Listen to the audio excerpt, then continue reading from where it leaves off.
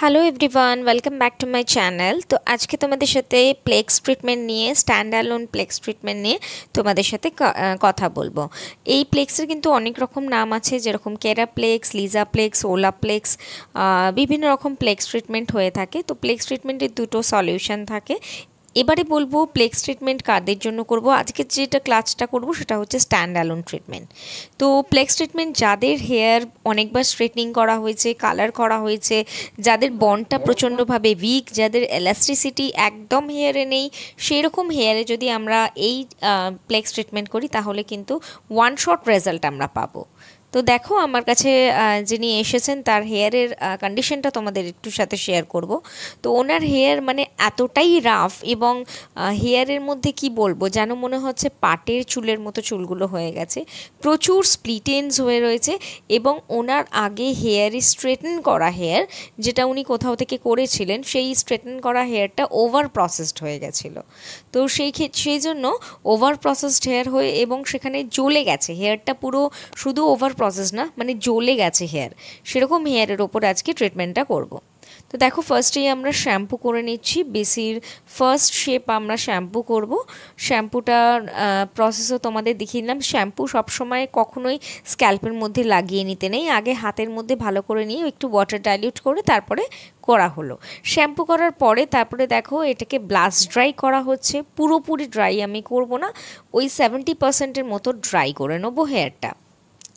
হেয়ারের অবস্থা তোমরা দেখতেই পাচ্ছ যে কীরকম, তোমরা নিজে দেখো, এটা একটা স্ট্রেটন করা হেয়ার, কিন্তু হেয়ারের অবস্থা খুব খারাপ। তো এইরকম হেয়ারে কিন্তু আমরা মানে প্লেক্স ট্রিটমেন্ট করে আজকে তোমাদের দেখাবো এবং ওনার রিভিউ তোমরা শুনবে। প্লেক্স ট্রিটমেন্ট অ্যাকচুয়ালি করে কি, প্লেক্স ট্রিটমেন্টে কিন্তু আমাদের বন্ড স্টেবিলাইজার হয়, মানে বন্ডটা যেটা আমাদের উইক, বন্ডে কোথায় কাজ হয়, যখন আমরা স্ট্রেটনিং করি তখন আমাদের বন্ডটা কী করে, ব্রেক করে।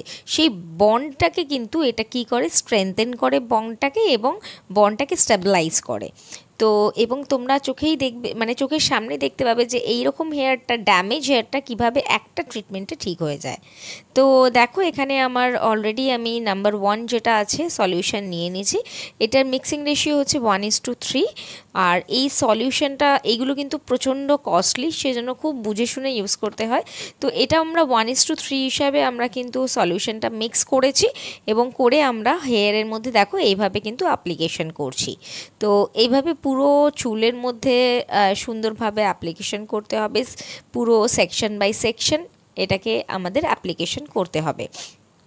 শুধুমাত্র এই একটা মাত্র এই নাম্বার 1 যে সলিউশনটা আছে, সেই সলিউশনটা লাগিয়ে হেয়ার কতটা হেলদি হয়ে গেছে। ইভেন ওর চুলে মানে চিরুনি দিয়ে আঁচড়ানো যাচ্ছিল না প্রথমে, একটা শুধু ট্রিটমেন্ট মানে জাস্ট একটা লিকুইডটা দেওয়ার পরেই কিন্তু ওর হেয়ারটা অনেকটা ম্যানেজেবল লাগছিল। তো যাই হোক, এইবারে সেই ট্রিটমেন্টটা পুরোটা ইউজ করলো, তো পুরো ভিডিওটা আমি দেখাতে পারলাম না এবং সেটা মানে 10 থেকে 15 মিনিটের জন্য আমরা ছেড়ে দিয়েছিলাম। তারপরে আমরা এই নাম্বার 2 যেটা আছে এই ক্রিমটা আমরা টোটাল এবার দেখো একটু মিক্সিং করে নেব। এই যে নাম্বার 2 এটা কিন্তু আমরা এবার ইউজ করব। তো এটা দেখো সেমভাবে ওই সেকশন বাই সেকশন করে আমরা ইউজ করছি এবং এটা ইউজ করার পরে কিন্তু আমরা কোম করে রাখবো। এখানে কিন্তু কোনো স্টিম দেওয়ার প্রয়োজন হয় না, মানে এমনি আমরা কোনো স্টিম ইউজ করব না। আমরা দরকার হলে ক্লিন র্যাপ দিতে পারি, কিন্তু আমরা কোনো স্টিম এখানে ইউজ করব না। তো সেকশন বাই সেকশন আমরা দেখো ক্রিমটা অ্যাপ্লাই করছি।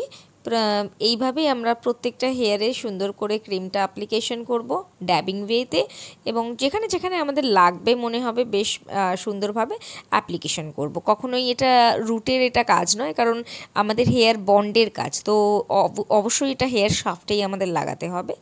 এবং লাগিয়ে 10 থেকে 15 মিনিট আমরা ছেড়ে দেবো আগেন। তারপরে কিন্তু আমরা ওয়াশ বেসিনে নিয়ে গিয়ে হেয়ার মাস্ক অ্যাপ্লাই করব। হেয়ার মাস্ক অ্যাপ্লাই করে তারপরে আমরা আবার 5 মিনিট 7 মিনিটের মতো হেয়ার মাস্কটা অ্যাপ্লাই করে ছেড়ে দেবো। তারপরে আমরা রিন্স করে নেব।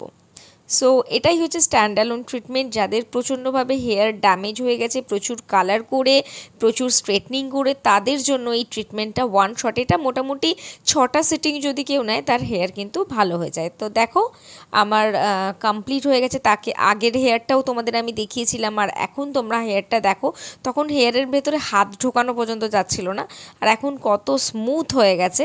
তো আজকে চলো এইরকম এই ভিডিওটা প্লেক্স ট্রিটমেন্টের ওপরে রাখলাম, বেশি বড় করিনি, লেন্দি করিনি।